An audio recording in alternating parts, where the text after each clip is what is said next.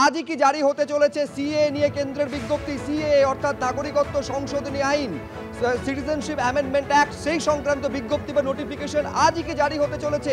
এই সম্ভাবনা ক্রমশ প্রবল হচ্ছে। আজ রাত 10টায় বিজ্ঞপ্তি জারি হতে পারে বলে সূত্র মারফত জানা যাচ্ছে। আর বিজ্ঞপ্তি জারির পরই কার্যকর হয়ে যাবে সিএ, অর্থাৎ একেবারে যেটা বিজেপির তরফে বারে বারে দাবি করা হচ্ছিল যে ভোটের আগেই সিএ কার্যকরী হয়ে যাবে, লাগু হয়ে যাবে, তেমনটাই কি হতে চলেছে? তার কারণ আজ রাত 10টাতে সিএ বা নাগরিকত্ব সংশোধনী আইন সংক্রান্ত বিজ্ঞপ্তি জারি হওয়ার সম্ভাবনা, আর তারপর থেকেই কার্যকর হয়ে যাবে সিএ। আজ সিএ কার্যকর নিয়ে অর্ডিন্যান্স জারিরও সম্ভাবনা রয়েছে। ফলে বুঝতে পারছেন একেবারে অর্ডিন্যান্স জারি করে, নোটিফিকেশন ইস্যু করে জারি হতে চলেছে সিএ, কার্যকরী হতে চলেছে সিএ, এমন সম্ভাবনা ক্রমশ জোরালো হচ্ছে। বিজেন্দ্র সিংহ আমাদের প্রতিনিধি আরো বিস্তারিত বলবেন এই নিয়ে। অর্থাৎ একেবারে লোকসভা নির্বাচনের আগেই সম্ভবত কার্যকরী হতে চলেছে সিএ, সেই সংক্রান্ত নোটিফিকেশন আজই জারি হতে পারে। বিজেন্দ্র, দেখো, বারবারই স্বরাষ্ট্রমন্ত্রী অমিত শাহ গত 1 মাস ধরে বলছেন, বা পশ্চিমবঙ্গে যখন গেছিলেন তখনও তিনি বলেছিলেন যে লোকসভা ইলেকশন অ্যানাউন্স হওয়ার আগেই সিএ যে রুলস গুলো রয়েছে সেটা নোটিফাই করে দেওয়া হবে। এটা মনে রাখতে হবে সুব্রজিৎ, 2019 সালে এই আইন পাস হয়েছিল কিন্তু লাগু হয়নি। তার কারণ হলো রুলস গুলো যে নোটিফাই করতে হবে, অর্থাৎ কিভাবে যারা নাগরিক হতে চাইছেন বা যাদের অ্যাপ্লিকেশন গুলো রয়েছে সেটা কিভাবে হবে, কোনো ওয়েবসাইটে করবেন, কি কি নথি জমা দিতে হবে, সেসব কথাগুলো রয়েছে এবং সেই রুলস গুলোর জন্যই অপেক্ষা করা হচ্ছিল।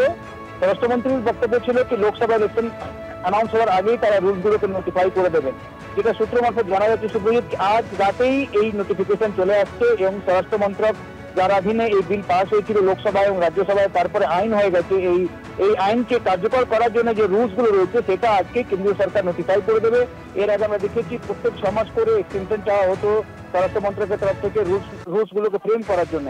এখন রুলস গুলো ফ্রেম হয়ে গেছে, দামি রানও করে নেওয়া হয়েছে এবং যে ওয়েবসাইটে কিভাবে লোক অ্যাপ্লাই করবেন সে কথাগুলো স্বরাষ্ট্র মন্ত্রক ইতিমধ্যে ঠিক করে ফেলেছে এবং সেই রুলস গুলো আজকে নোটিফাই হয়ে যাবে, যেটা সূত্র মারফত জানা যাচ্ছে।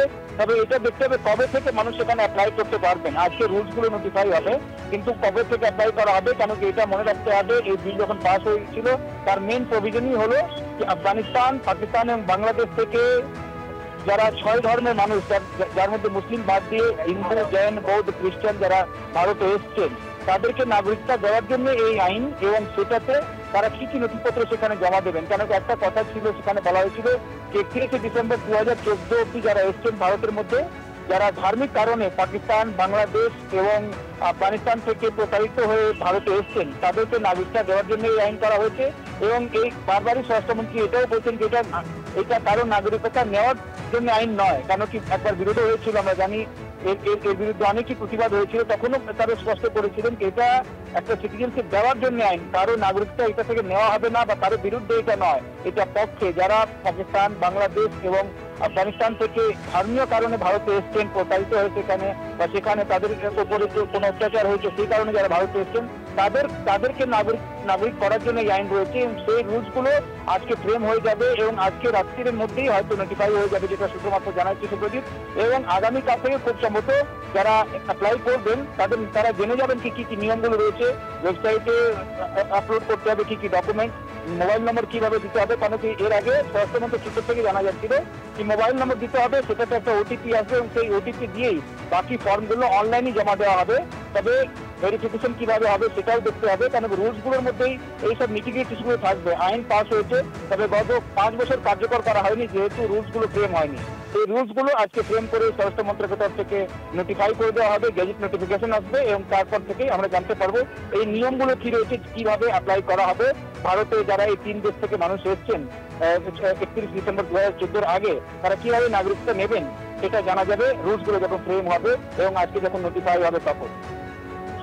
একেবারে বিজেন্দ্র, আপাতত তোমাকে ধন্যবাদ। নিঃসন্দেহে এই সিএ জারি হতে চলেছে সংক্রান্ত বিজ্ঞপ্তি আজ রাতেই জারি হতে পারে বলে সম্ভাবনা জোরালো হচ্ছে। আপনারা জানেন যে মূল বিষয় হচ্ছে এই নাগরিকত্ব সংশোধনী আইনের যে প্রতিবেশী দেশের যারা সংখ্যালঘু যারা রয়েছেন, হিন্দু, বৌদ্ধ, শিখ, জৈন, পার্সিক এবং খ্রিস্টান, এই 6 সম্প্রদায়ের মানুষ যদি ধর্মীয় উৎপীড়নের কারণে এদেশে আসেন তাহলে তাদের নাগরিকত্ব দেওয়া হবে।